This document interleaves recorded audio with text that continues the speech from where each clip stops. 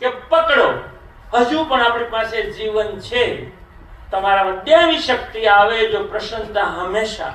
આપણે છે ને સ્પાન ઓફ લાઈફ, જીવનને લંબાવવાની કોશિશ ખૂબ કરીએ છીએ, સ્પાન ઓફ લાઈફ. પણ ખરેખર તો સ્પાન ઓફ જોય, આનંદને લંબાવો તો પ્રસન્નતા ટકે. આપણે ચોકલેટ આપણે ખાઈએ, બાળક ખાય, શું ફરક? આપણે કકડાવી દઈએ અને બાળક ધીરે ધીરે ધીરે ધીરે ચોકલેટ ખાય. એ ટેસ્ટને લાંબો સમય સુધી માણે છે.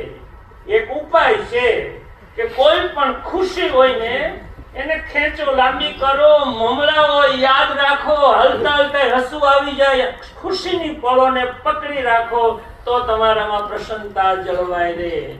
થોડુંક છોડો, થોડુંક સ્વીકારો.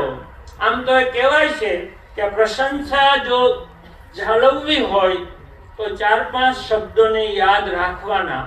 એક તો મારે પ્રસન્ન રહેવું છે, એ સભાનતા જોઈએ.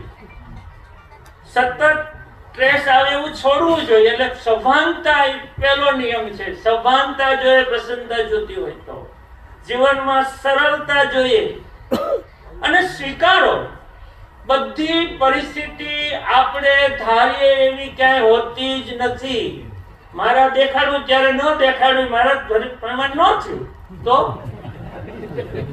બધી પરિસ્થિતિ આપણા પ્રમાણે હોતી જ નથી. પછી કે હાલો મને કોઈ સમજતું જ નથી. એ વાત તમારી સાચી છે, પણ સમજવું તો આપણે પડશે કે આપણને કોણ કેટલું સમજે છે.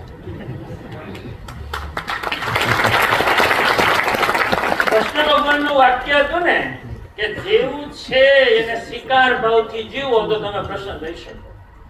હું જેવો દેખાવ છું, મારી પાસે જે છે, મારો પરિવાર જેવો છે, મારી પરિસ્થિતિ જેવી છે, પરિસ્થિતિનો સ્વીકાર ભાવ આવે છે ને એ તમને પ્રસન્નતાનો રસ્તો દેખાડે છે.